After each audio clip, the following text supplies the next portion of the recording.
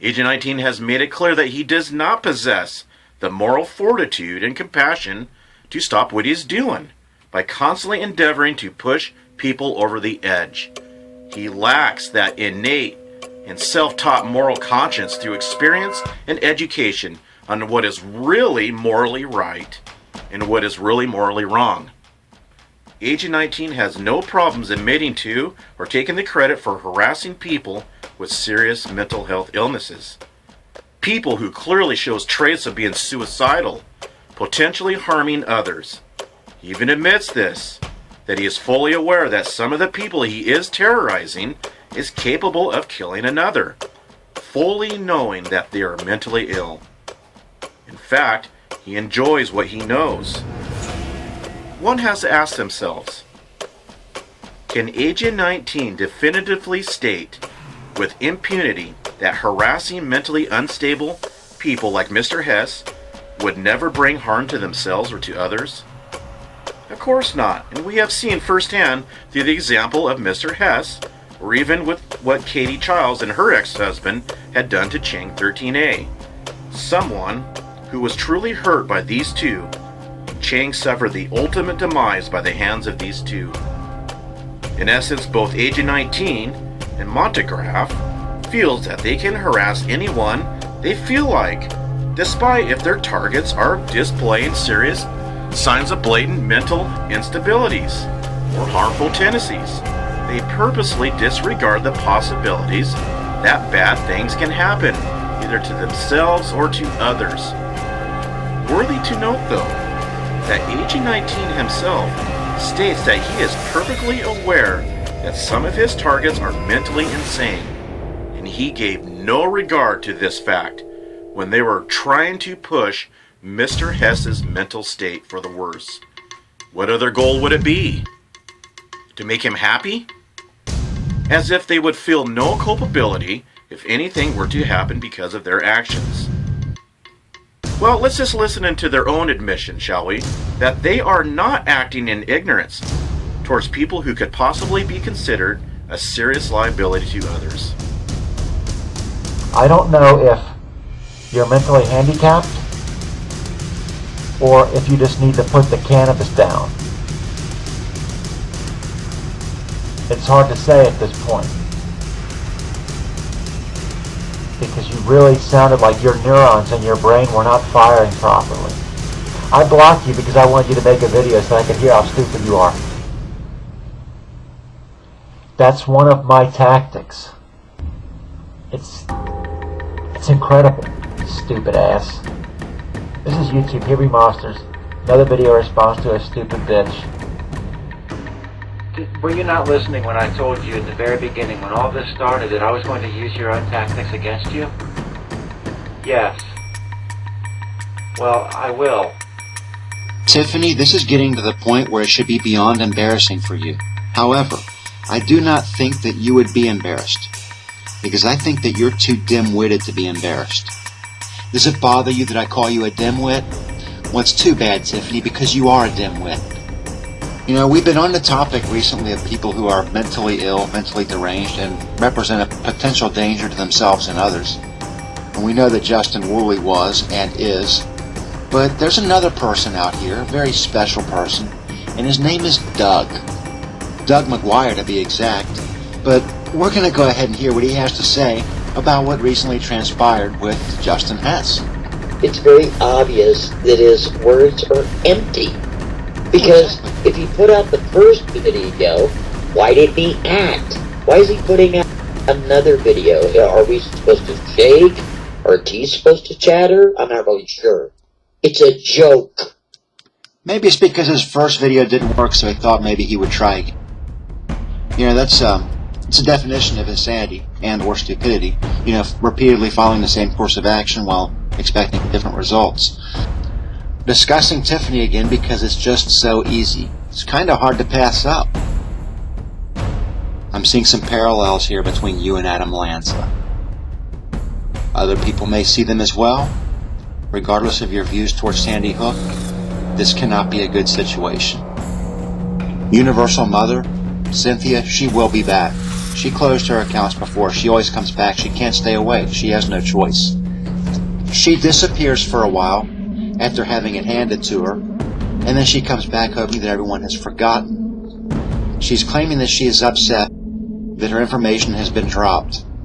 I told her in advance that her information would be dropped, and yes, Cynthia, it was me who located you. It was no one else.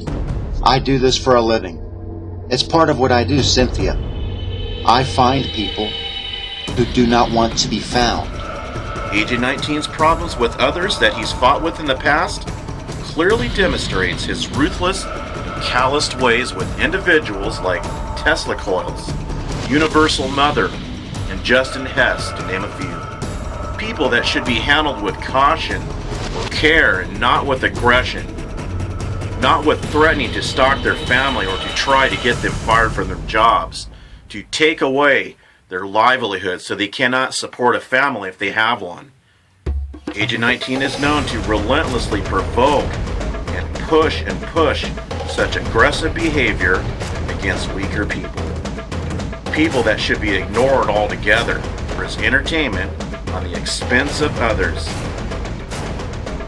But actually, when you really think about it, being self-contained would require morals, would it not? Mental strength and a healthy, clear perception, would it not? Integrity on the person's part, all in one.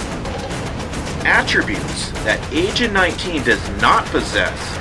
A good life. Not being on the internet every day for literal years, stalking and terrorizing people for trumped up reasons, as if nobody's going to ever catch on. Agent 19 is here on the internet at all times of the day and night. After time, one can gather this by hourly timestamps that YouTube provides. You can see their trails through their timestamps on the internet. Agent 19 has been doing what he does for a very long time, and he actually considers this fact to be a sign of a strong person. I've seen comments of his stating how long he's been here, or how he's still here and this person is not here on the internet. His narcissism does not enable him to clearly think how he is actually perceived by most. He is simply unequipped to improve for the better.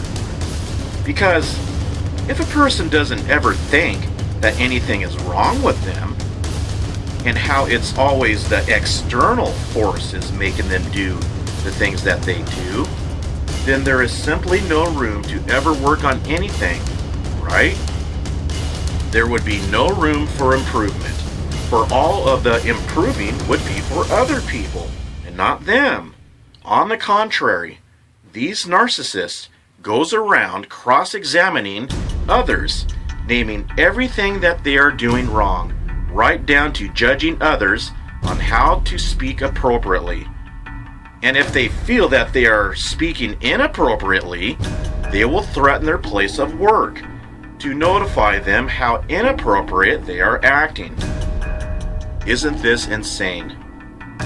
Agent 19 in Montagraph also believes that if anyone obtains any wrong information on them, then they demand that they remove it, or they will endeavor to destroy their personal lives if a person does not comply with their demands. For myself, I have clearly presented 3 videos among other compelling evidence that I am not this Braden Landon, as they claim that I am. But yet they still insist that I am, and are unwilling to comply to the very things that they themselves preach. Amusing enough, Agent 19 accuses me of stalking Greg Hadorn, but yet continues to stalk Braden Landon with Montagraph. But Agent 19 never cared for this Greg person. He doesn't care about his image on some old channel that only depicts all the people that Dark Zodiac has impersonated and stalked in the past. If he truly cared for this Greg person, he wouldn't have waited to bring this out only after I called him and Montagraph out. The fact is, Montagraph put Greg's information out there knowing full well that the dox was bogus. Yes, Agent 19 befriended the very people that framed him to be a pedophile, which was Dark Zodiac and Forrest Jameson. But yet Agent 19 claims to stand against pedophilia. But yet he was close friends with one, that being Nightsabers. Or was it a 14-year-old girl, Agent 19? Which is it? Agent 19's claimed moral integrity only comes to fruition according to who Agent 19 is against at the time being, trying to win his sick little game that he is currently playing with. You know, you often hear him say, I win, you lose, I win, you lose again.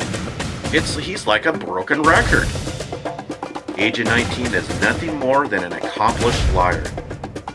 Yes, Agent 19 and Montagraph will often make grandiose claims that they have chased this person off, that they have chased that person off, this person off.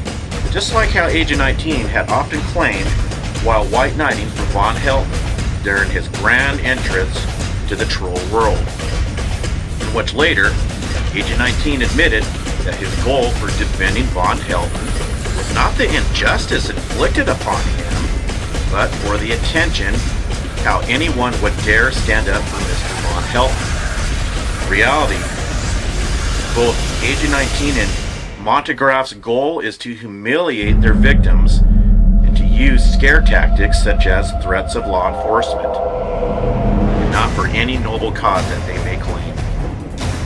Here recently, Montagraph has tried everything in his book to try and scare myself off, to silence me after I initially called him out for all of his constant harassment to others. He's threatened to dox me if I do not comply with his demands to silence me. If that didn't work, he promised that I would receive a call from his attorney from California. Of course, there was no call. He further proliferated what he thought to be my personal information. More recently, he threatened to obtain my docs through some search site, while at the same time calling me Braden Landon. Makes a lot of sense, right? The truth is, these two doesn't care about anyone, and only about themselves. They are not out for anyone's benefit, but only for attention to themselves, trying to achieve it in the most disturbing ways. But they don't see it like this, and this is what makes them a problem, and potentially a danger to others. If they judge that they have been slighted in any way, shape, or form, then they are completely justified standing on a justified platform to take any action they deem fit. Self-justification, they perceive it. But one has to ask themselves, really, what are the chances and possibility for two people who have been in so many serious beefs on the internet with 200-some people? Are we really to believe that Monty and Agent 19 are the most unfortunate victims on planet Earth? Obviously, they are both frauds. They are both known liars. You know this.